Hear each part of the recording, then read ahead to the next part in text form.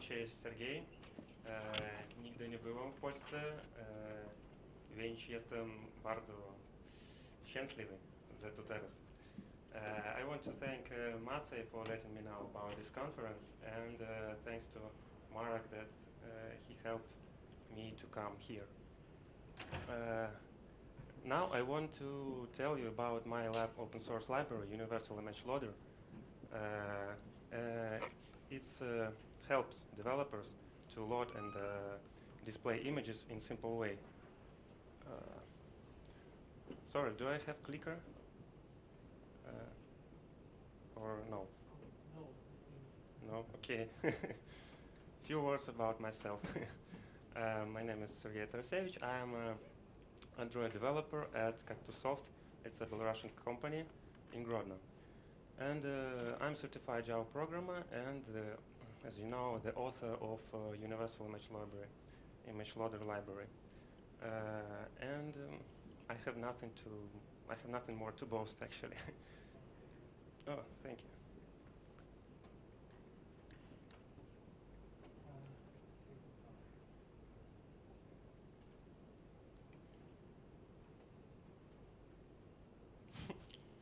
It works. Okay. Before I start, I want to ask a few questions. Who are Android developer here? Most of them, all of them. And who have heard about Universal Image Loader before? Okay, and who? Great. And who have used and who did use that library in your projects? Okay. The interesting thing that when I had a speech in Mobile Optimized conference in Minsk this year, I realized that many Belarusian Android developers used it, but they didn't know that the author actually from Belarus. So it was a surprise for them and for me. Okay, so agenda for now contains 3 parts. At first I will tell you a brief project story. Then I'll tell you about library architecture. It will be useful for those who using this library or plan to use. And in the end, there will be frequently asked questions with my comments. So, a little story, where it all began. I worked at CactusSoft, my first job place, and we were working on some news applications for one popular Belarusian news portal. So we had a task there to load and display images from server in a news list. That was lazy loading, actually. Somebody from our team found some Indian or Arabic blog, and there was a solution for our issue. And there was one class, 2,000 lines of code, and there were everything that we need: loading images, caching on disk, caching in memory, and displaying. So it happened that I worked on that piece of code and make it workable for our needs. Around the same time, I was thinking about creating some open source project because I wanted to be a true programmer, not only coder. And after a while, I decided to choose that issue about displaying images, and I took that piece of code, refactored it, make it more cleaner, and post it on GitHub. And also I wrote an article into hubber.ru. This is the largest Russian-speaking IT community. And my goal at that time was not so ambitious. I wanted just to get invitation to Hubber because there is no free registration on this resource. And I wanted to collect 100 watchers on my GitHub repository. And that's it. I got the invitation almost immediately, but I collected 100 watchers around 6 months. So, but even after reaching that goals, I couldn't just throw the project away, because I got a lot of letters of gratitude.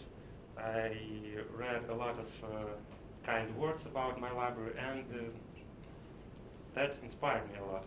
So, and also, actually, this project is the place where I can implement my perfectionism in code and love of refactoring. I can polish in the code until it gleams, and I got great satisfaction from it when I see the result.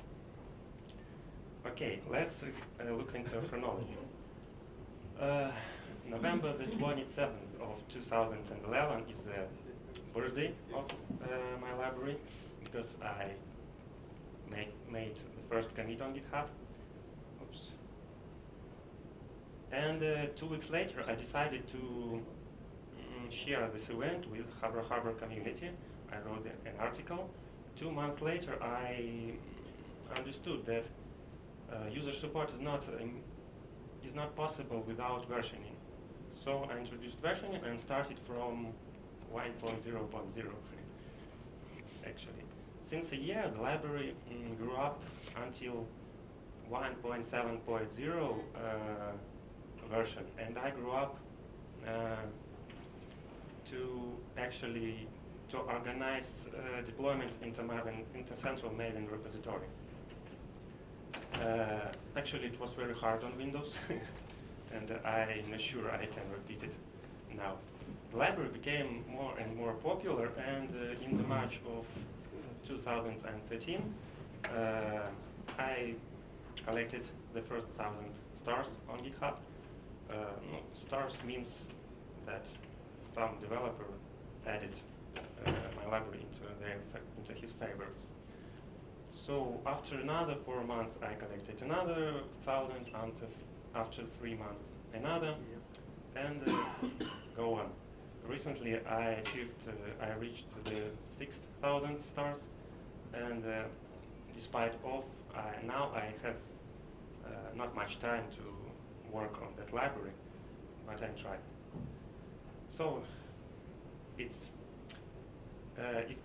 considering only star count on GitHub, so I can say that Universal Image Loader has the first place among image loading libraries, has the third place among all Android libraries, and the 5th place among all Java repositories on GitHub. But if we take all the Android libraries, not only from GitHub, so according to upbrain.com, Android Universal Android, my library has 27th place and used in 3% of all applications. Okay, now about architecture.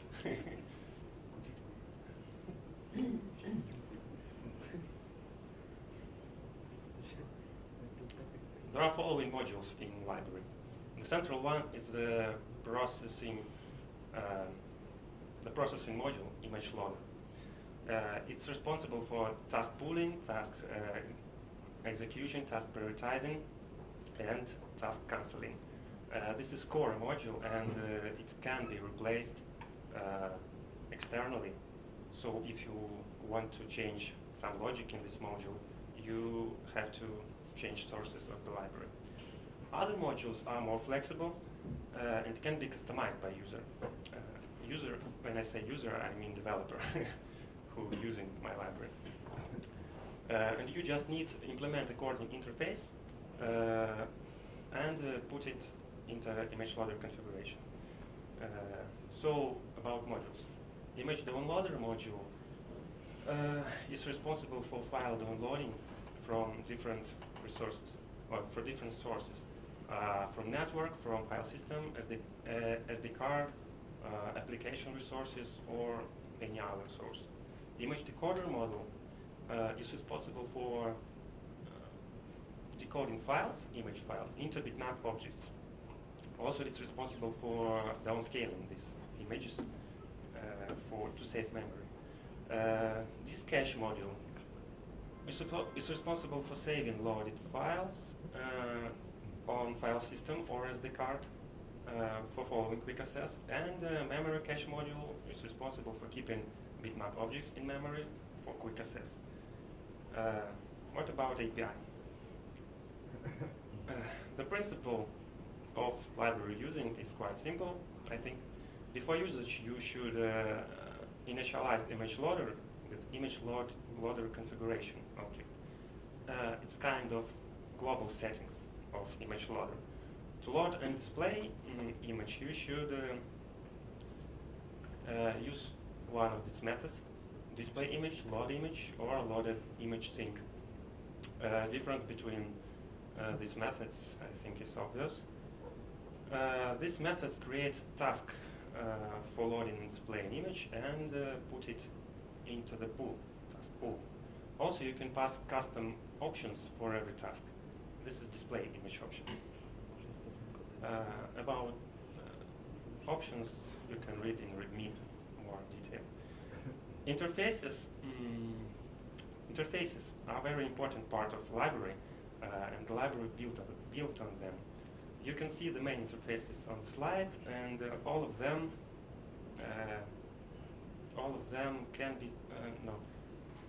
represents their own protocol of some functionality, and all of them have some basic implementations in the library.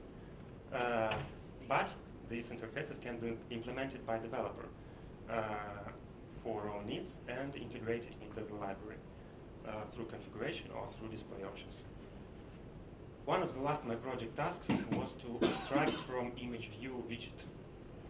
So I created image aware interface. Image aware is abstraction of some view which can display image. Universal Image Loader, shortly UIL, uses only such abstraction inside. And the user can wrap any view with this interface and pass it to image loader in display image method or any other. I need to clarify what is getID methods, but maybe I will tell you at the end if I will have time. Load and display image task has the following processing sequence. At first, we look into memory cache for needed bitmap of needed size. And if we not succeed, then we look into disk cache for needed file. And if we not succeed, we start the full cycle of processing task. And this is image downloading, caching on disk, decoding files into bitmap, caching in memory with pre-processing and post-processing, and actually displaying. Every step has its own interface, and every interface responsible for according functionality, and it can be replaced with custom implementation. Despite the possibility to integrate own implementations, the library has its own implementations, some base implementation. And what about disk cache? There are several implementations. It's unlimited disk cache with unlimited size, limited cache with limited size. Actually, it's a LRU disk cache, and it decorates disk LRU cache of J Quarton, actually. And cache with limited file life. It's a limited H disk cache. What about memory cache? It's a lot of implementations now with different strategies and different ways of keeping bitmap references. We can see that there exist caches based on weak references, based on strong references, and based on both weak and strong references. But for now, it's kind of useless slide because I'm planning to extract most of implementations somewhere else from library and leave only LRU memory cache, which is based on strong references only. Why so? As you know, from Android 2.3, garbage collector became more aggressive about collecting weak references. So their using became non-effective. So soon. I want to pay attention on image scale type parameter, which is available to configure in display image options object. This parameter is responsible for original image downscaling while decoded into a bitmap. So it defines result size. As you can see, there are 6 options. The first 2 means that original image will not be downscaled, file will not, and bitmap will be the same size in memory. But non-safe, it's, how to say, it's non-safe is responsible for that result bitmap is not be bigger than maximum texture size. It's usually 2048 for both and width on smartphones.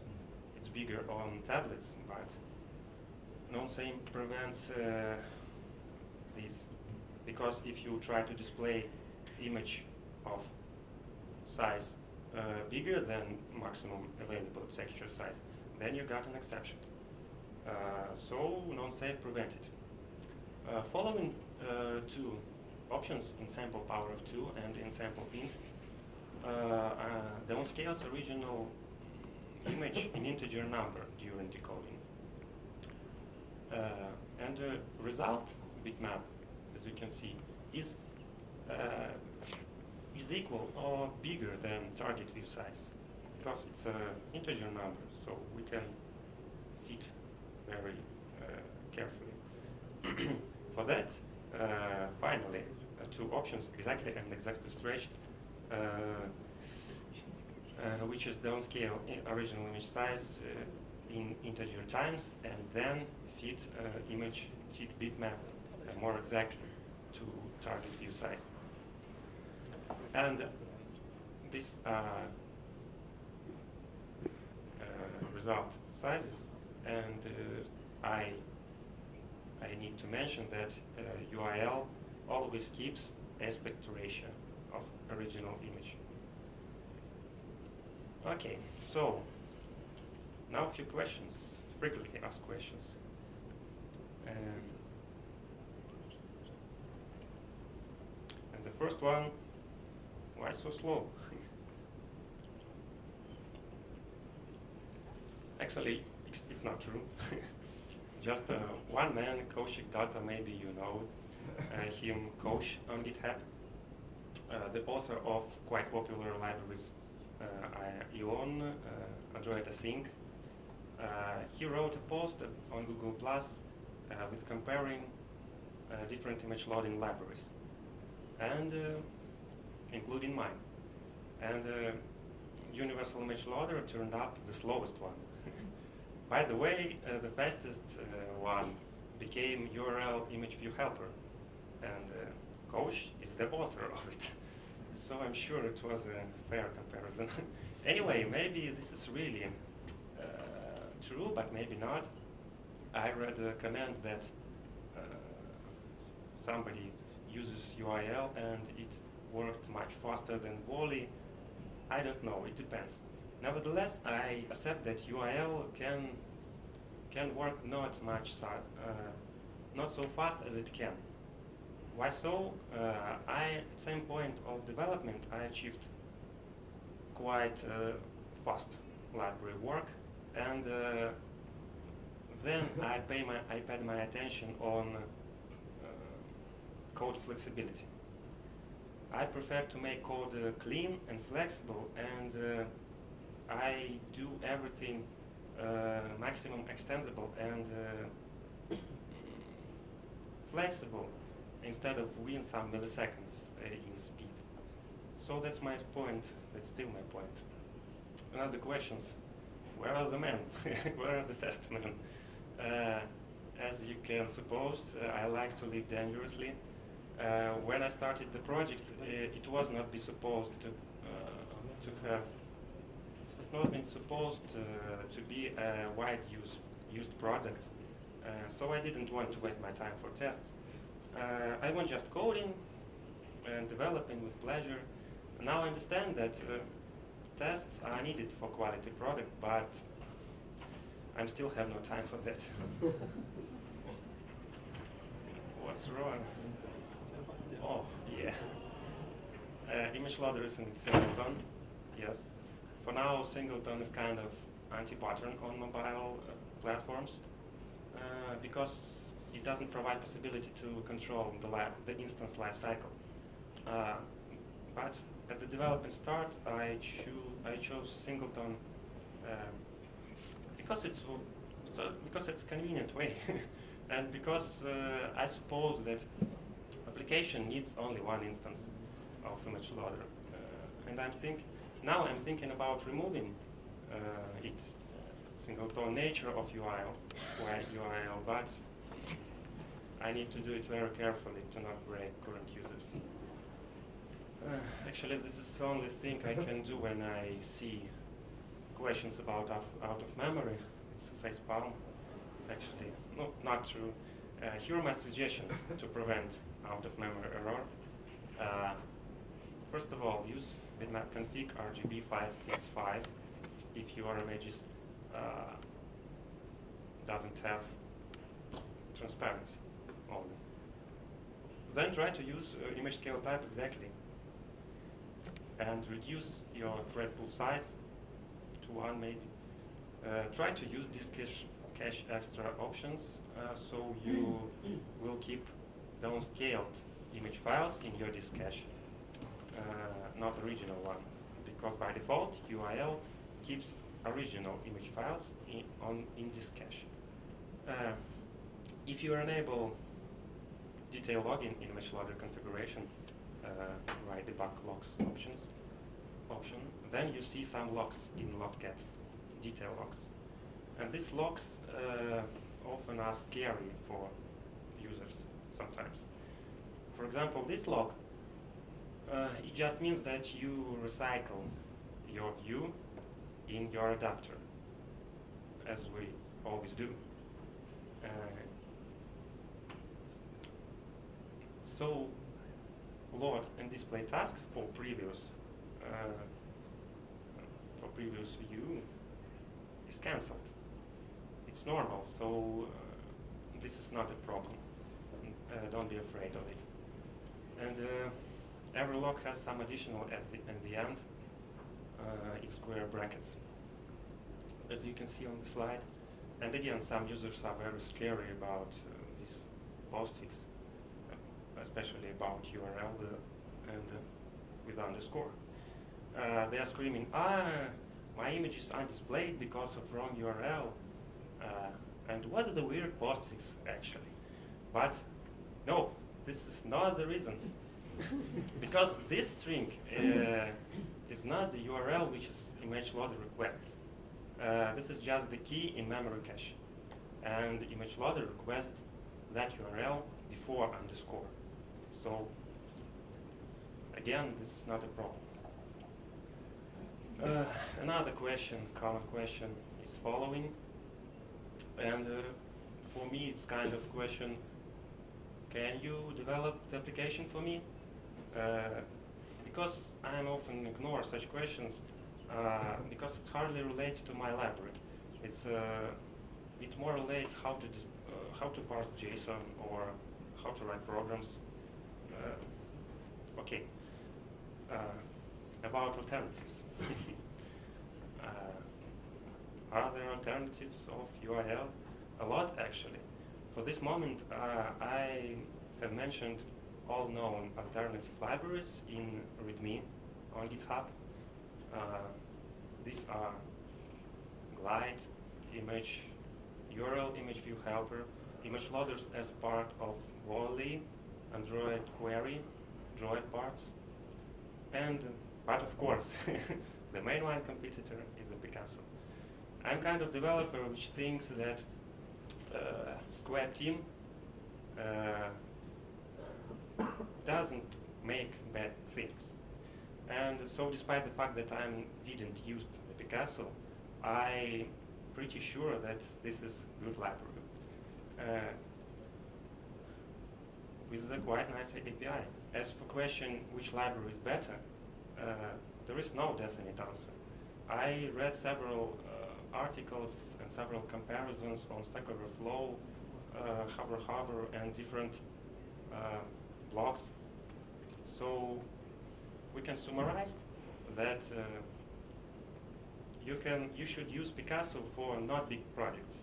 It's easy to use. It has very convenient API and effective memory management actually, but it doesn't have emphasized this cache and poor documented.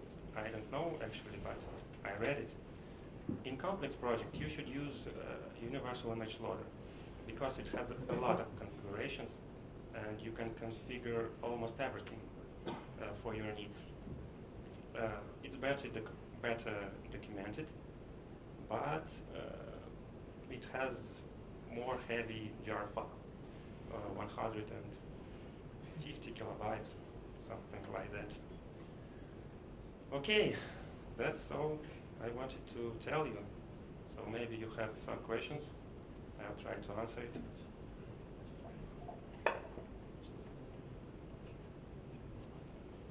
Yes. Got a question. Is there any possibility to skip while downloading the image and next saving to this? Is there a possibility to skip the rest of the life cycle of downloading to be called to be flat? Which one?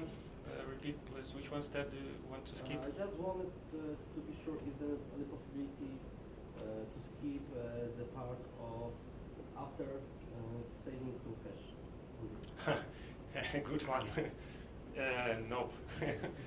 For now, it's not possible. I was thinking about new method preload image, which is just save image in this cache and do nothing. But for now, you just can disable caching on disk, disable caching in memory, and actually disable displaying by using load image method. But that's all. Some maybe in future I will add this method preload image, so we'll skip other parts. What if you would provide a implementation of image decoder and bitmap protocol that's nothing, and then you actually? I'm not sure, but this is the start. But if you only wanted to cache on disk and nobody in any place do that part, so yes, maybe you just can empty implementations of decoder and displayer, so it's work. But if you wanted just skip this part from several cases, this is a problem now. You can use more than one just in case. Yes, I actually image loader is singleton by nature, but I leave constructor as protected, especially for this. So you can make another instance by extending image loader and creating your own class, which will be the second instance, or a third, or any other. So there is possibility to make two instances, yes. Yes? You talked extensively about your project and community on GitHub. Are you getting some help with this library? Are you getting some pull requests? Is there no one to write tests for you? Yes. I had actually always, not so often, but really I have some pull requests and I review it, and some of them I accept. So there is no such much help from community on GitHub. This is just a few lines of code and fixing some little bug. So it's a little help, but it exists. What's about second part of question? Yeah, I was wondering if there is no one who would like, for example, to write some tests. Test, yes. I remember that I had some pull requests with tests and integrating into Travis continuous integration. So I'll test it and accept it. So there are several tests in the library, but they cover one class, I think, and no more. And these tests, yes, will be written by some developer. I don't remember who it be. So here it is.